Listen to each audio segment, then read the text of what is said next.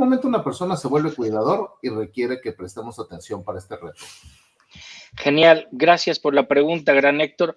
Voy a compartirles un poco de contexto desde la ciencia para poder comprender y traer a colación literalmente quién es o podría ser un cuidador. Literalmente, para poder saber quién es cuidador, tenemos que saber qué es cuidar. Cuidar literalmente está basado en poder proporcionar ayuda para que puedan ser completadas las necesidades físicas, sociales y afectivas de personas dependientes, ¿no? Por supuesto que esto va a necesitar una dedicación muy importante de tiempo y de energía. Acuérdense que las emociones también vienen a colación. De repente, pues te tocó por dedocracia el que cuides a papá, porque eres mujer, porque eres la chiquita, porque eres etcétera, etcétera. Y bueno, literalmente esto va a conllevar tareas que seguramente pueden no ser cómodas, incluso ni agradables, ¿no? Suele dar más de lo que se recibe, es decir, quien cuida suele darse más física, emocional, socialmente. Y bueno, es una actividad que normalmente no se ha previsto y para la que algunas veces no se ha preparado. Y a partir de ahí vamos a empezar a clasificar qué tipo de cuidadores hay, porque yo estoy hablando de que no se prepara uno. ¿Quién puede ser un cuidador informal? Un cuidador informal, pues es el familiar, la empleada doméstica, el primo, el tío, la vecina, la mamá, la hermana, la esposa, la persona normalmente que suele o que puede de alguna manera apoyar a estas condiciones a las que yo me había referido. Y un cuidador primario formal, pues es la persona que se ha dedicado a estudiar, a prepararse como algo que se llama gericultista. Son personas que la Secretaría del Trabajo los capacita con un nivel mínimo escolar de secundaria y pues les da la oportunidad en este caso para atender sobre todo personas mayores, ¿no? Entonces, pues es una serie de cosas que cuando somos informales o un cuidador informal, pues es, Héctor, te toca. ¿Por qué? Pues porque se me antojó, porque puedes, porque no tienes chamba ahorita, porque no lo sé, porque estás fuertote, porque etcétera, etcétera, ¿no? Y ahí surge una serie de cosas con que, oye, Héctor, pero es que es tu mamá y de repente, oye, pero pues es mujer y yo no le puedo cambiar el pañal o le da mucha pena. Tengo por ahí un videíto que creo que tienes a la mano, que nos encantará ver en unos minutos. ¿Vas a decir algo, Héctor? Te escucho. Sí, no, me llama mucho la atención porque cuando le damos un doble clic, Quique, no es tema ni siquiera de tiempo, más bien de rol. Yo lo que me quedé pensando en algún momento es que eventualmente podría yo pensar en, no lo sé, un día, una semana para hablar de cuidador, pero a veces es rol. O sea, me ha tocado escuchar gente, por ejemplo, que acá en Monterrey es muy, muy común que la gente dice, tengo que dar unas vueltas y se refieren a ser pendientes, ¿no? Y cuando le das el doble clic, muchas de estas veces es acompañar a mamá o a papá al médico. Y es como parte del rol, que tú dices, oye, esa es entrada por salida, y a lo mejor cuando hablamos del cuidador, pues no tiene, digamos, un rol tan concentrado como nos decías, que requiera prestarle atención, porque a lo mejor nomás es un protocolo, voy y te acompaño para que te sientas bien y tal, y se acabó el asunto.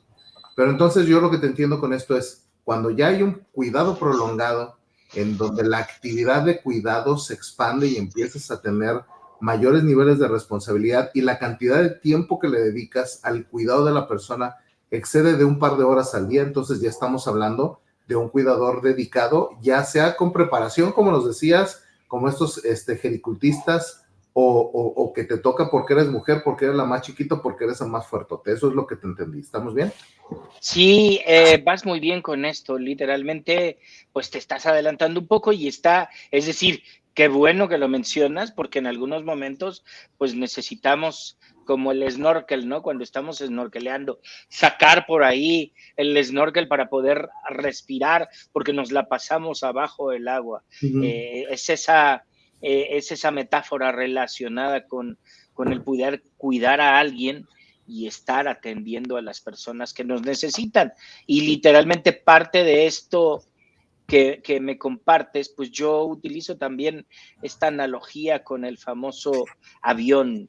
Cuando ustedes y yo nos subimos a un avión, pues estamos todavía en tierra y nos empiezan a platicar las condiciones de seguridad, los sobrecargos, ¿no? Y de repente dicen, oiga, si la cabina del avión es despresurizada, bajarán unas mascarillas de oxígeno que deberá usted primero colocar en boca y nariz y posteriormente respirar de manera natural. Posteriormente, ayudarás a alguien que necesite tu apoyo. ¿Y qué quiero decir con esto? A veces son las 6 de la tarde, Héctor, Juan, y llegas a visitar al enfermo y está el cuidador primario, no se ha bañado, no ha desayunado, no se ha tomado las medicinas. Son las 6 de la tarde y no ha desayunado. Oye, ¿cuántos vasos te has tomado de agua? No, pues me trajeron una coquita de esas chiquitas y me la eché, y ni una fruta ni nada. Entonces, si no estamos bien, no tenemos las habilidades físicas, sociales y emocionales para poder ayudar al de enfrente. Chin, ya me duele la cabeza. Chin, ya me estoy desmayando. Chin, ya vivo con diabetes, hipertensión arterial y tal, una serie de padecimientos. Y también la parte emocional. Héctor, déjame platicar contigo, invítame unas frías porque me siento mal, estoy cuidando a papá y la estoy pasando muy mal, ¿no? Entonces, esa oportunidad de dar vueltas, ¿no? De salir de repente, oye, Juanito, llévame aunque sea a dar una vuelta a la manzana, porque esto está medio chirrión, o hazte un asado y platicamos el fin de semana, ¿no? Eso es bien importante analizarlo y es parte de poder nutrirnos nosotros mismos, aunque se hable de lo mismo pero ya cambiamos de ambiente, estamos con alguien cercano, de confianza y podemos expresar muchas cosas importantes. Perfecto, perfecto. Pues, ¿qué te parece, Juan? Primer paso, identificar a la persona en este rol de cuidador, porque al final ese es como el primer componente. ¿Qué te parece? Sí, y fíjate que, bueno, yo reflexiono como varias cosas en este tema del cuidador, porque creo que se ha recrudecido en los últimos tiempos, a menos que aquí caiga otra cosa. Yo lo que veo es, yo recuerdo cuando mi abuelo, alguno de mis abuelos estuvo enfermo antes de fallecer, pues eran 9 hermanos, ¿verdad? Entonces entre los 9 se turnaban a veces para cuidarlo y en una de esas hasta alguno de los nietos nos tocó ir al hospital a cuidarlo, que lo hacíamos con mucho gusto, pero pues entre 9, 10, 11, 12, pues el desgaste es menor, ¿verdad? Y ya no solo le tocaba a mi abuela, sino pues inclusive nosotros, aunque vivíamos en Guadalajara y mi abuelo en Autlán, pues íbamos cada cierto tiempo y lo cuidaba y buscábamos cómo cuidarlos y visitarlos, ¿no? Entonces, eso en el pasado pues era menos, digamos, menos complicado porque pues la familia lo cuidaba y entre todos lo cuidábamos, ¿no? Normalmente, como bien dijeron, a veces el rol en esta cultura que tenemos más más machista por ponerle las palabras, pues la mujer era la que se encargaba de cuidarlo. ¿Por qué? Porque los hombres tenían que ir a trabajar o los hombres tenían que hacer, o salvo que se requiriera, como bien dijiste, alguien que estaba fuerte porque había que cambiarlo, levantarlo, no tenía movilidad, bueno, pues ya participaba un hombre, ¿no? Pero normalmente era así. Y ha evolucionado ahora a que pues ya hay familias que pues tanto, bueno, ustedes dos que tienen un solo hijo, yo que tengo solo dos, o mis papás, que nosotros solo somos 3, igual bueno, en el caso de Héctor son un poquito más, pero pero ya no vivimos en la misma ciudad y entonces se complica y entonces, ¿quién lo cuida, verdad? Entonces, por ejemplo, en mi caso particular, antes de que falleciera mi papá el año pasado, pues mi mamá era la que lo cuidaba y en algún momento que yo estuve ahí le dije, mamá, necesitamos pues ayuda, o necesitas ayuda, porque yo no puedo estar aquí, yo necesito trabajar, aunque mis hermanas estuvieran y vivieran acá, pues tampoco, porque aparte no sabemos ni siquiera, lo podemos lastimar, lo podemos mover mal y hacerle más daño, porque aparte lo que uno no sabe, muchas veces porque hay lo que tú decías también, pues, las familias son más compactas y porque pues cada vez también nuestra vida es más larga, ¿verdad? Nuestros abuelos vivieron menos años que seguramente vivieron nuestros padres en algunos casos y seguramente menos que vivimos nosotros. Entonces, eso hace que los cuidadores, que antes eran varios, hoy literal es uno, dos, a veces uno releva a otro, cuando mucho, ¿no? Yo creo que varios tenemos casos en los que cuando mucho hay un par y ese par se van turnando porque pues, uno tiene que trabajar o ahí se van turnando, o si tienes la posibilidad, pues pagas, pero pues también con la realidad que tiene eso y con el tema de que hay gente que dice, no, me lo van a maltratar o no lo van a cuidar como yo, y con la carga emocional que bien dijiste, Quique, ¿no? Hay una carga emocional, yo recuerdo cuando mi mamá tuvo que mover a mi papá a un lugar donde lo pudieran cuidar mejor, porque pues ya no se podía y era muy desgastante física y emocionalmente, pues le pesó muchísimo a mi mamá, obviamente, ¿no? Pero yo le dije, ¿sabes qué? Estás tomando la mejor decisión, pero hasta esa carga emocional de ir viendo cómo tu ser va, pues, disminuyendo sus capacidades y hasta llegar al momentos en que, pues, dices, híjole, la está pasando muy mal. El cuidador, que es el más cercano y que a veces genera ese más contacto, pues se vuelve complicado. Entonces, en esa parte, todo este choro es en esa parte, el tema físico no es lo único, ya lo dijiste. La parte y la carga emocional se vuelve un factor muy importante y sobre todo porque vivimos en una cultura en donde, pues, aguántate, no llores, ¿no? Porque, pues, híjole, se van a dar cuenta los demás, quiero hacerme el fuerte. Y aparte, híjole, no, pero yo no lo quiero dejar ir aunque sea un lugar donde va a estar mejor y mejor cuidado, pero pues nadie mejor que yo para cuidarlo. O sea, ¿cómo trabajar eso con ese cuidador o esos cuidadores, si es que los llega a ver, Quique? Sí, hermosísima pregunta, Juan. Es un tema bien interesante porque con frecuencia, fíjate bien lo que dijiste, escucha, tengo que ser fuerte. Tengo que ser fuerte para que mi familiar, para que la persona que estoy cuidando no vea que estoy mal, que me siento mal, que estoy preocupado. Pero imaginémonos los tres en un momento intenso como ese, que somos familia y de repente yo soy el paciente y de repente veo llorar a Héctor porque no me puede ayudar, porque ya me lastimó sin querer, porque me dolió. Qué honor y qué orgullo saber que Héctor está sensible por esta ayuda que me está dando, pero también porque sin querer ocasionó alguna molestia, alguna lesión, algún dolor al moverme, ¿no? Entonces, el hecho de que nosotros aceptemos como seres humanos que el ser fuerte es no ser fuerte. Es decir, es honrar el dolor y el amor de nuestro familiar con las lágrimas. ¿Por qué lloras? Porque me duele verte así, porque quiero hacer más cosas por ti y veo que no puedo, te lastimé. Sí, pero me lastimaste sin querer. Comprendo perfectamente esto. No muchos tenemos o tienen esta conducta y esta actitud, lo sé, pero hay veces sí, bueno, pues despotricamos, ya me lastimaste, ya, etcétera, ¿no? Pero es muy frecuente que, Héctor, es que no vayas a llorar frente a Enrique, porque te va a ver y olvídalo, va a ser, ¿y por qué tendría que ser malo? Cuando estamos en una fiesta, imagínense que cumplimos ese asado del que platicábamos antes de iniciar esta conversación, pues eso se supone que es para convivir, para disfrutar, para gritar, para estar alegres, ¿no? Cuando estamos alegres invitamos a la gente y convivimos entre todos.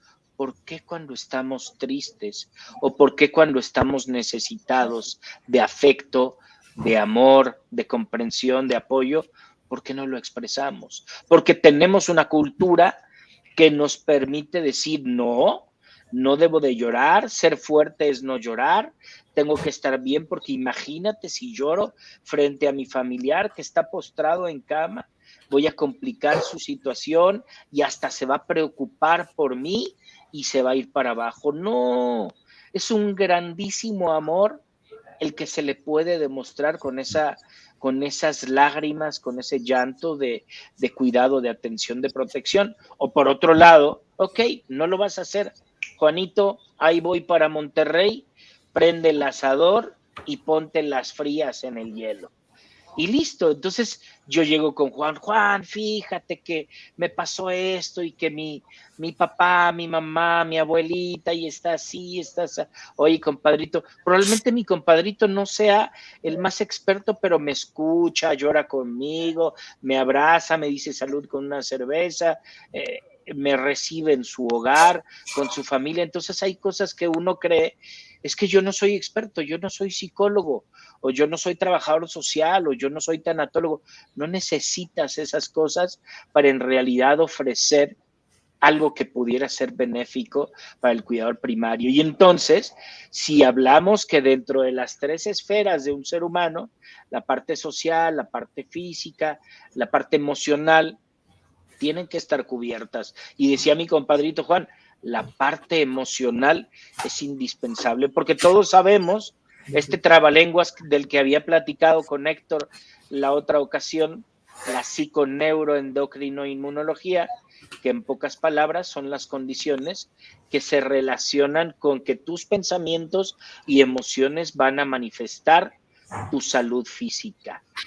Y bueno, esto que dicen las abuelitas, ¿no? Es que le dio el diabetes de un susto. Eso es absolutamente cierto. Cuando yo estudié medicina hace muchos millones de años, pues mis colegas decían que no era cierto, eso no existía, ¿no? Y ahora está absolutamente manifestado y demostrado. John Kabat-Zinn, que es uno de los precursores de toda esta situación relacionada con el mindfulness y la psiconeuroendocrinología, te dice que la gota que derrama el vaso, pues es lo que te ocasiona esa enfermedad crónico-degenerativa que ya estaba con muchos factores genéticos y ambientales, ¿no? Y parte de eso es lo que dices, Juan. Yo tengo emociones que algunas personas han escuchado con connotación negativa. Recordemos que las emociones, solo hay emociones, ¿no? No hay emociones buenas y malas, simplemente hay emociones, hay que reconocerlas y permitir que salgan a flote para trabajar con ellas. Entonces, esas emociones, ya estoy preocupado, me lo como. Ya estoy enojado, me lo como. Nadie me apoya, son una bola de gachos. Decías tú, Juan, son 9 hermanos con tu abuelo o sus hijos y no había quien lo cuidara, o en este caso sí, pero hay familias que a pesar de que son 10, 12 personas, no, yo tengo que trabajar, yo no te doy dinero, mi familia está así y mis hermanos, cada quien con su vida. ¿Y qué resultaba? Y el paciente solo. Y han muerto pacientes completamente solos ahora que vivimos en pandemia tantas situaciones tan complejas, abandonando completamente a las personas mayores en España. Sucedió más de 70 veces, reportado por la literatura, que llegaban a las casas porque ya no se sabía o empezaban a oler a putrefacción las casas o los departamentos y llegaban y vámonos. No estaban, ya estaban fallecidos desde hacía tiempo, porque recordemos que estaba prohibido visitarlos, ¿no? Sí. Dejábamos los víveres en la calle, etcétera, ¿no? Parece que hay un comentario por ahí. Así es. Mira, te lo pongo acá, Caro Paredes. La carga emocional de tomar decisiones siendo cuidador es muy fuerte, genera culpa, ansiedad y un alto nivel de estrés. Ay, hasta me tembló el ojito. Sí, hijo, mano, el estrés del ojito bailarín. Uh-huh. Caro Pacarpi, gracias por esta pregunta, esta hermosísima pregunta que por supuesto nos lleva a una serie de emociones y tomar decisiones. A veces, oye, Caro, ya tomaste esta decisión, pero oye, yo soy tu hermano y a mí no me preguntaste. Oye, nunca estás, te mando mensajes por el WhatsApp y te hago llamadas telefónicas y no me respondiste. Si yo no tomaba la decisión de intubar a mi papá, pues probablemente hubiera muerto. De todos modos, probablemente el destino puede ser el mismo, pero literalmente a partir de ahí dices, es que me genera culpa, tomé la decisión yo sola, no tenía los elementos científicos médicos porque estaba en un hospital público y tenían poco tiempo para platicarme con manzanitas lo que sucedía, es mi culpa, mi familiar ha fallecido por mi responsabilidad y tú no estabas a la mano y no me escuchas. Entonces, es una serie de cosas importantísimas que debemos de reconocer que existen en este ambiente, ¿no? Y por supuesto que, ¿qué hacer, Caro? Bueno, pues de repente la amiga, el tío, el vecino, el compadre, la comadre, bueno, siempre tratar al menos de desahogarte, y no porque sean profesionales o no, tienen la mente más fría y te pueden dar un consejo, ¿no? O una orientación. Oye, fíjate que, ¿por qué no haces esto? ¿Por qué no haces lo otro? Insisto, no necesitas ser profesional de la salud para poderte dar un consejo, pero están afuera y tienen su mente y sus emociones más frías como para poder responder a esto. Espero, Oye, Caro, estar siendo claro, sí. Sí, y fíjate que esto que comenta Caro es clave porque creo que el elemento estrés, o sea, sí la culpa, obviamente ya ahorita Caro lo ponía sobre la mesa y tú lo describías perfectamente bien, pero el tema del estrés de pronto es como una constante. Yo sigo mucho a esta Marian Rojas Estapé. Maravillosa psiquiatra española. Encantado con su contenido, pero ella me gusta mucho que pone mucho énfasis en, oye, el cortisol se requiere para la vida, es el que te levanta en la mañana, es el que te mantiene alerta para que arranques, perdón, tu día, es el que de pronto te pone los focos amarillos y provoca secreción de adrenalina, noradrenalina, bla, bla, bla. Sí. Pero bueno, la bronca está cuando el cortisol se mantiene de manera permanente en el sistema. Así es. Entonces ahí viene la inflamación, ahí vienen problemas de cáncer, por ejemplo, vienen todo lo que termina en itis por un constante nivel de estrés.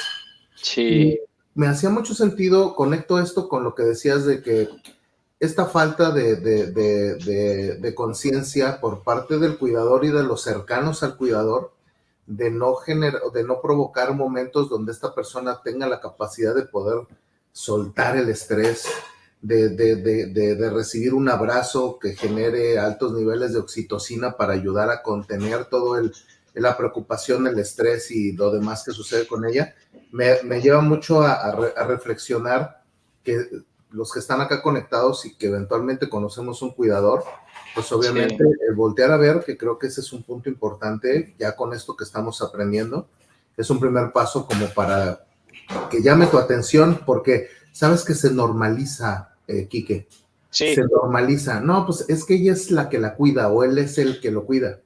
Y él es el que toma las decisiones, él es el que maneja. O el que sabe. Ajá. El que sabe, el que maneja el estrés, él es el que se conoce ya todos los medicamentos, a qué hora se toman y cuál depende de otro. Hay un montón de cosas y ya uno lo ve como normal. Y para poder atender esta gran necesidad de que el cuidador sea cuidado, pues obviamente el primer componente es no esperar a que haya una reacción desfavorable para la persona. Por supuesto. Y tener la atención para decirle, oye, ¿cómo te acompaño? ¿Cómo te ayudo? ¿Nos turnamos? ¿O se va haciendo algo diferente? Entonces voy atando cabos un poco con lo que conozco más lo que escucho que nos compartes y la pregunta de Caro, como para ir dejando esas reflexiones en la gente, ¿no? Voltea a verlo, estate presente y presta atención antes de que también ahí tengas otro tipo de consecuencias, ¿no?